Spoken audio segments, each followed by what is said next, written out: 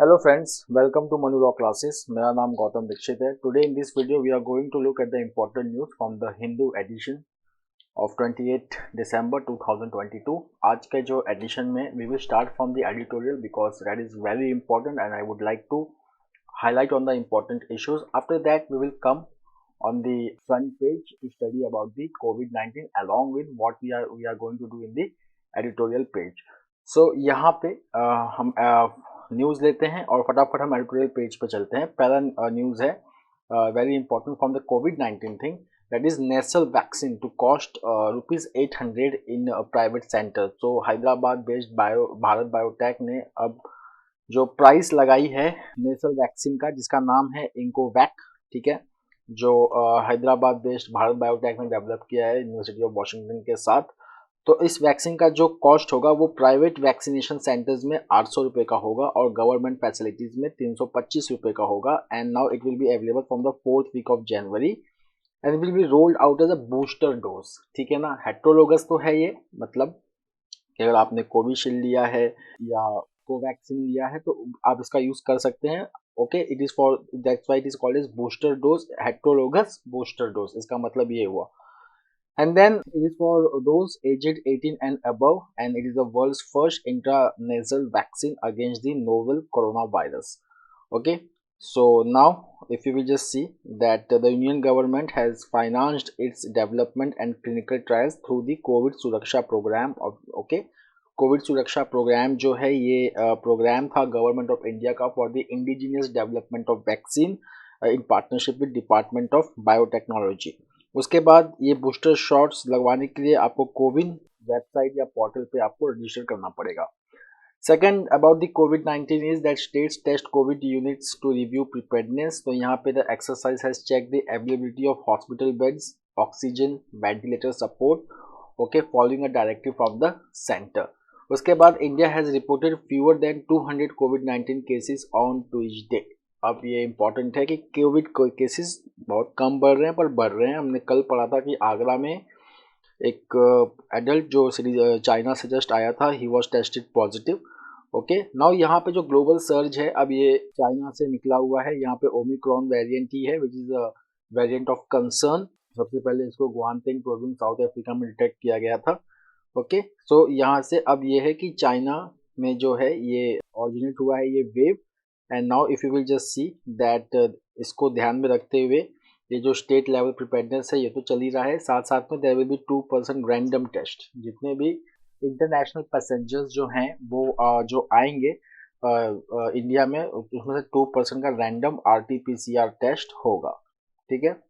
Now coming to the editorial. अब इन दोनों एडिटोरियल जो है वो कोविड-19 से रिलेटेड है तो मैं अब इनको साथ में लूँगा. It will be the continuation of what we have done on the front page. तो यहाँ पे जो हम बात कर रहे हैं वो एक्चुअली दो चीज़ों के बारे में बात कर रहे हैं. एक तो हम बात कर रहे हैं जीरो कोविड स्ट्रेटेजी के बारे में, ठीक है, जो चाइना का पॉलिसी था, ठीक, जिसके वजह से ये सारी चीज़ें हुई हैं. ये कैसे हुई है मैं आपको समझाऊंगा. और सेकंड है हमारा इंडिया का खुद का प्रिपेयर्डनेस कि हमें जो है वो ये चीज़ जो है हमें यूज़ करना है अपने प्रिपेयर्डनेस को स्ट्रॉन्ग करने के लिए. तो हमें सबसे पहले जो है वो जीनोम सीक्वेंसिंग पे ध्यान देना होगा.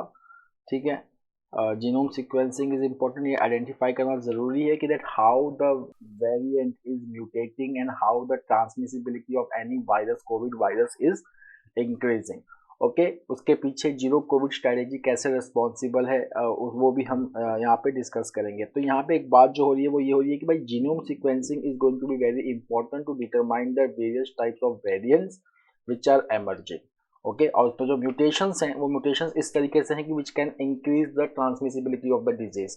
तो खास करके जो बात हो रही है दैट इज ये बात हो रही है BF.7 वेरिएंट की which is one of the variant of Omicron और इसकी ओमिक्रॉन. और इसकी जो खास करके बात है कि इसकी जो ट्रांसमिसिबिलिटी है वो ज़्यादा है.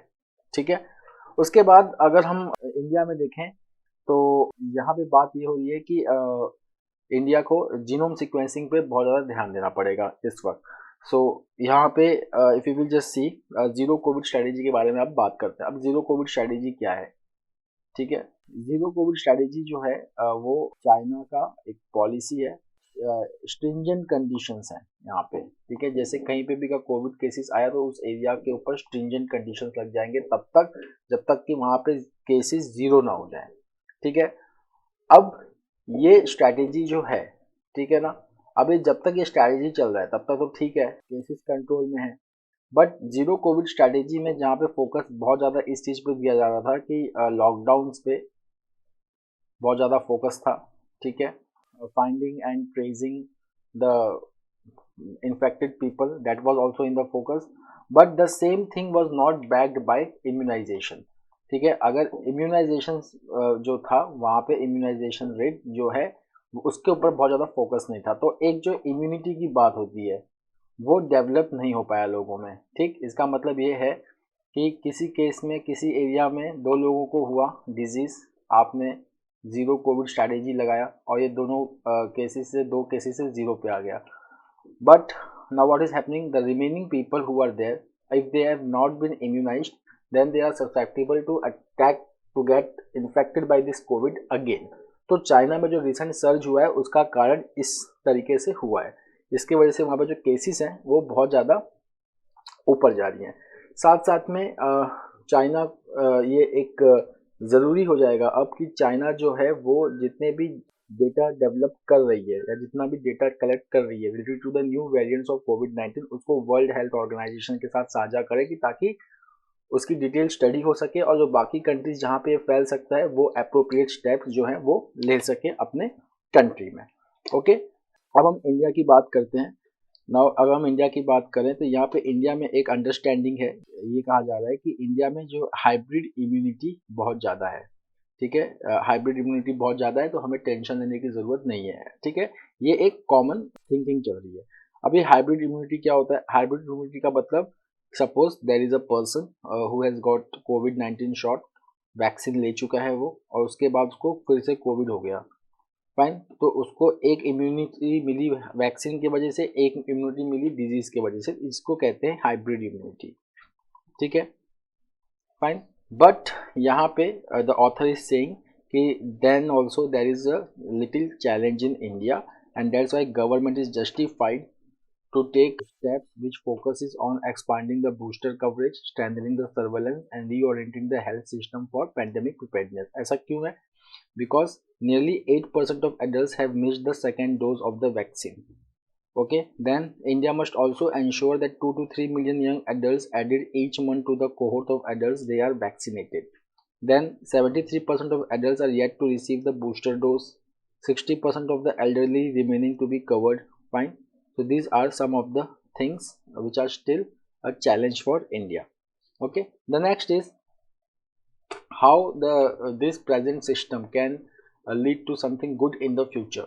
तो यहाँ पे ये है कि managing the covid wave, it is a index of future burden of zoonotic disease, कि हम कोविड-19 को कैसे मैनेज करते हैं। जूनोटिक डिजीज मतलब जो एनिमल से ह्यूमन में आता है। So managing the multi waves of COVID-19, it is an index of future burden of zoonotic disease and it serves as a reminder to assess and strengthen the underlying disease surveillance and health system components. तो हम future zoonotic disease को लेके prepare हो सकते हैं अगर हम कोविड-19 को मैनेज करने में सक्सेसफुल हुए तो। The next is integrating and unifying the efforts to balance and optimize the health of people, animals and the environment. Okay, One Health. सो ये इसको प्रमोट करना बहुत ज़रूरी है। तो वन हेल्थ का मतलब क्या होता है? इसमें क्या होता है कि हम हेल्थ को एक इंटीग्रेटेड व्यू में देखते हैं कि पीपल, एनिमल एंड एनवायरनमेंट सबका हेल्थ अगर ठीक है, then it is called as one health approach. So it involves preventing, predicting, detecting and responding to global health threat and it involves multiple sectors and disciplines. Government should aim to mobilize these by building partnership with communities to create long-term sustainable solutions. The next is global south. So यहाँ पे global south focus on Africa, the heart of the global south. So बहुत दिन से हम global south के बारे में पढ़ रहे हैं. So here it has become important to understand that what is global south. ठीक है, तो ग्लोबल साउथ जो है वो एक्चुअली एक जोग्राफिकल कॉन्सेप्ट ना होके आप कह सकते हैं कि ये एक सोशो इकोनॉमिक कॉन्सेप्ट है या एक जियो पॉलिटिकल कॉन्सेप्ट भी नहीं कह सकते, आप सोशो इकोनॉमिक कॉन्सेप्ट कह सकते हैं ग्लोबल साउथ को। क्योंकि अगर हम देखें तो एक आपने सुना भी होगा first world, second world and third world, ये आपने कॉन्सेप्ट सुना होगा, ठीक है। First world, second world and third world. अब ये जो कॉन्सेप्ट है ये कोल्ड वॉर के टाइम का है, ठीक है।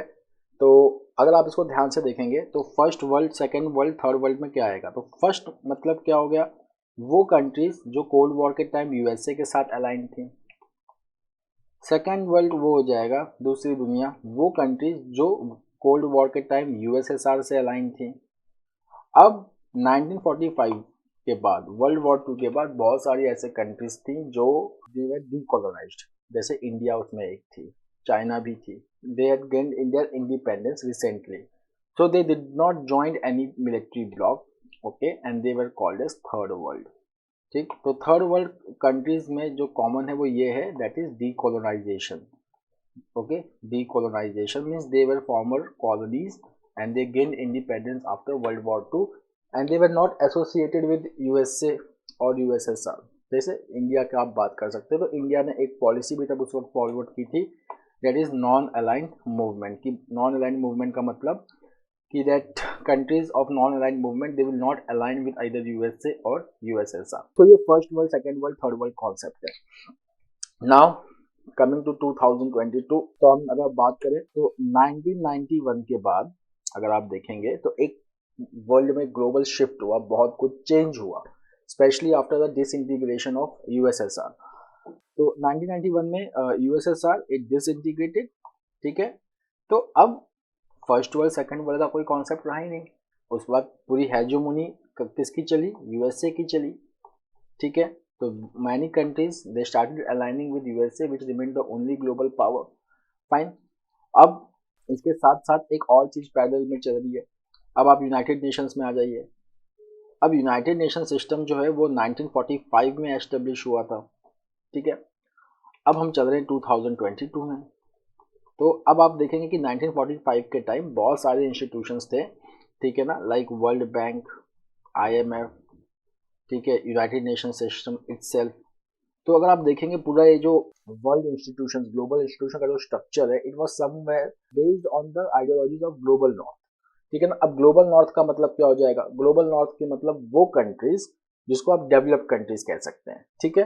तो that will be called as global north. उसके बाद क्या हुआ कि इस पूरे 75-77 ईयर्स के दौरान China, India, Brazil, South Africa and many countries, ठीक है ना, they became leading countries, they became economically very important. So there is now resurgence of global south, ठीक है ना। तो ग्लोबल साउथ का मतलब वो कंट्रीज जिसको आप कह सकते हैं एशिया, अफ्रीका, लैटिन अमेरिका या मतलब साउथ अमेरिका, इन कंट्रीज को आप कह सकते हो they composed of global south. Now they want reforms in this global institutions which should reflect today's realities, okay. तो यहाँ पे ये चीजें आई हुई है, फाइन। अच्छा, अब ग्लोबल साउथ में मैंने आपको पहले ही बोला कि it is not a geographical concept.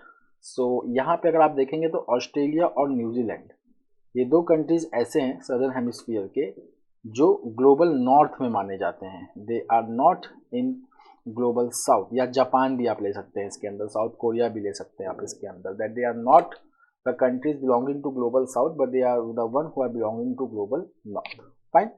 तो these are the basic concept. उसके साथ साथ अब यूनाइटेड नेशन ने भी इसका ध्यान रखा है। तो जैसा कि अगर मैं आपको बता दूं तो यूनाइटेड नेशन जनरल असेंबली ने सितंबर 12 को, 12 सितंबर 2011 को एक प्लान अडॉप्ट किया था for the development of global south countries, and that's why the 12 September it is celebrated as United Nations international day of south south cooperation, okay, that is very important, 12 September 2022. Now the second thing is that why now we are talking about global south, ठीक है। तो यहाँ पे कुछ चीज़ें जो है वो हमें जानने की बहुत ज़्यादा ज़रूरी है। वो ये है कि इंडिया जो है वो इस साल मतलब 2023 में, मतलब आने वाला साल, उसमें दो वेरी इंपॉर्टेंट बॉडीज को चेयर करने वाला है, ठीक है। तो that body is G20 and Shanghai cooperation organisation. खास करके जो इसमें फोकस है वो G20 का है। तो जब India, okay, which can emerge as the voice of global south, it is holding the presidency of G20, So India can push the the Global South agenda at the G20 meeting. अब क्या India अकेले है जो global south पे focus कर रहा है? तो अगर आप देखेंगे कि नहीं, लेटली अगर आप देखेंगे तो चाइना तो बहुत पहले से ही अफ्रीका को लेके बहुत सीरियस है, उसके काफ़ी ज़्यादा इन्वेस्टमेंट है, ठीक है। अब यूएस भी उस वैगन को ज्वाइन करना चाह रहा है, ठीक है ना। US is also trying to increase its relationship in economic and strategic dimension with Africa. Okay, तो ये जो पूरा आर्टिकल है it is talking about that only कि यहाँ पे सेकेंड यूएस अफ्रीका समिट हुआ था, कहाँ पे, वॉशिंगटन में, दिसंबर 13 से 15। यहाँ पे अफ्रीकन यूनियन के 49 कंट्रीज के लीडर्स आए थे और जहाँ पे बातें चली about political security and economic cooperation. Fine. So यहाँ पे जो है अगर आप देखेंगे तो यूनाइटेड नेशन ने अफ्रीकन यूनियन को प्रॉमिस भी किया है that it has announced support for AU to join the G20 as a permanent member, and US has said that it fully supports reforming the United Nations Security Council to include permanent representation for Africa। ठीक है, ये यहाँ पे कुछ चीज़ें चली बात हुई हैं। Fine. So if you will just see that, अगर आप देखेंगे यूएस ने कुछ फाइनेंशियल इनिशिएटिव्स भी लिए हैं, that is $21 billion to the IMF to provide access to necessary financing for low and middle income countries and $10 million for pilot program to boost the security capacity of its African partners। Okay, but अगर हम China के साथ compare करें अगर US का, तो China थोड़ा आगे चल रहा है। तो अगर आप देखेंगे कि चाइना अफ्रीका ट्रेड जो है वो $254 बिलियन का है। अगर आप यूएस के साथ देखेंगे अफ्रीका का ट्रेड इज जस्ट $44.9 बिलियन। उसके बाद चाइना ने 2000 में ही एक फोरम एस्टेब्लिश किया था, it is called as forum on China Africa cooperation which was established in October 2000। It is composed of ministers and leaders of Africa and China who meet once in 3 years alternately in Beijing and any of the African capital। Fine. उसके बाद जो इसकी latest meeting हुई थी वो डाकर में हुई थी 2021 में, where they have expressed support for the Chinese agenda that is One China Principle, the Global Development Initiative, ये सब चाइना का है, the Belt and Road Initiative। Okay, अब हम आते हैं इंडिया की तरफ। तो अब अगर हम देखेंगे India, the India's equity in Africa is older and richer than that of China and the US but should not be a source of complacency। India has striven hard in the past 2 decades to strengthen its political and economic partnership with Africa at the continental, regional and bilateral level। ठीक है, तो उसके बाद अगर आप देखेंगे तो high level exchanges भी हुए थे ड्यूरिंग 2015 टू 2019 पीरियड। अब यहाँ पे बात होती है कि एक जो G20 का जो प्रेसिडेंसी है इंडिया का, it is the best opportunity to ensure that African Union becomes a permanent member of this grouping and to reflect firmly Africa's Agenda 2063 for development, and then India and US should work close together in Africa, and the 4th India Africa Forum Summit should be held in early 2024, okay, which was last held in 2015। okay, अब यहाँ पे दो चीजें निकल के आ रही हैं जिसके बारे में आपको थोड़ा सा जानना जरूरी है। एक तो है अफ्रीकन यूनियन के बारे में, दूसरा what is this Africa's agenda 2063। African union जो है, ठीक है ना, वो एक अफ्रीका के 55 कंट्रीज का यूनियन है। It was established by Sirte declaration, okay, SIRTE, Sirte declaration, okay, in Addis Ababa. It was established in 1999 and was launched in 2001 in Durban। ठीक है, देन अफ्रीका एजेंडा 2063, तो ये अफ्रीकन यूनियन का एक agenda है कि by 2063 African continent, African countries they will become developed countries and for that they are seeking support of different countries. The next is cervical cancer. ठीक है, तो आप जानते हैं कि 9 से 14 साल के जो हमारी बच्चियां हैं, ठीक है, उनको जो है वो इम्यूनाइजेशन प्रोग्राम के अंदर, यूनिवर्सल इम्यूनाइजेशन प्रोग्राम के अंदर ह्यूमन पैपिलोमा वायरस वैक्सीन लगेगा। Okay, now what is this human papilloma virus? It is a virus which causes cervical cancer. Okay, तो सर्वाइकल कैंसर एक ऐसा कैंसर है, it is preventable and curable if it is detected early and managed effectively, but it is the second most common cancer in women in India and the cause of large number of death annually. अगर आप देखेंगे figure जो हमने पहले भी देखा है कि लैंसेट का एक रिपोर्ट है which shows that 58% of all cases of cervical cancer and deaths globally they were estimated in Asia with India accounting for 21% of cases and 23% of deaths followed by China.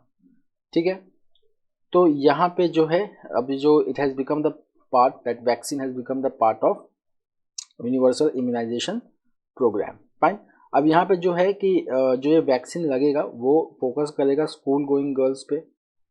तो अब उनके बारे में क्या जो स्कूल में नहीं जा रही हैं। So government has clarified that girls who do not attend schools will be given the vaccine by community outreach and mobile health teams. Fine, the next is Election Commission to begin delimitation exercise in Assam to use census figure of 2001। ठीक है, तो यहाँ पे जो election commission है they are going to start the delimitation exercise of assembly and Lok Sabha constituencies in Assam. तो delimitation का मतलब क्या होता है, determining the geographical boundary for determining the geographical boundary for elections. ठीक, तो जैसे कि आप देखेंगे कि हमारे इंडिया में जो डिलिमिटेशन एक्सरसाइज है, ठीक है ना, it is carried out.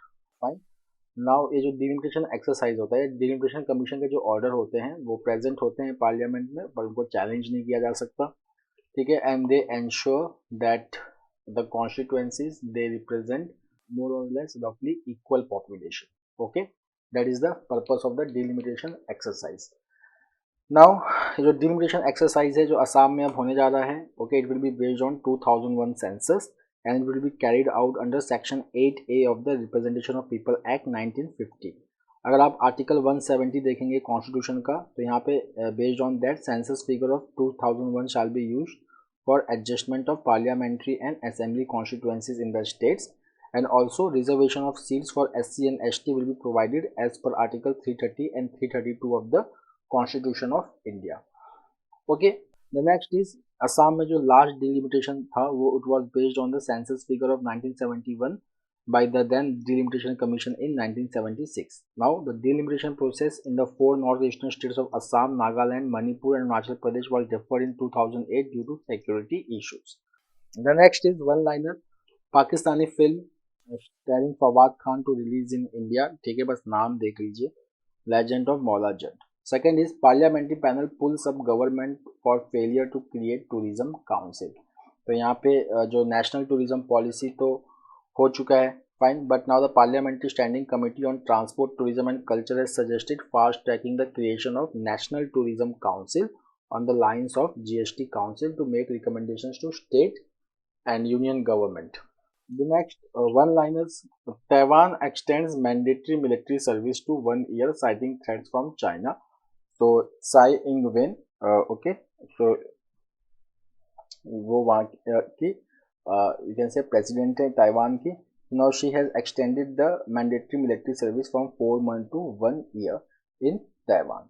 The next, Russia to ban oil export to nations with price cap from February. तो हम जानते हैं कि G7 कंट्रीज और EU ने रशिया के ऑयल पे प्राइस कैप लगाया है। ठीक है ना, वो प्राइस कैप कितना है, $60 पर बैरल। तो यहाँ पे 3 एंटिटीज हैं, यूरोपियन यूनियन, G7 ऑस्ट्रेलिया।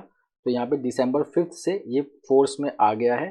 तो it seeks to restrict Russia's revenue while making sure Moscow keep supplying the oil to the global market. But now Russia ने कहा है कि अब मैं फरवरी से उन कंट्रीज को ऑयल एक्सपोर्ट नहीं करूंगा which are going to follow this $60 per barrel price cap on its oil।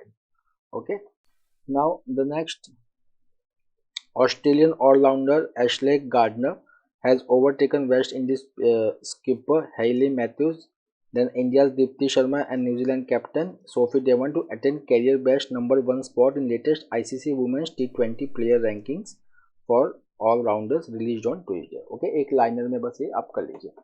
The next is Asian Games silver medalist Brijesh Damani has won his maiden National Billiard Championship। Okay, this is the second one liner from the sports। So that's all for today, friends. We will meet tomorrow again with a daily Hindu analysis. Till then, have a nice time. Take care. Thank you.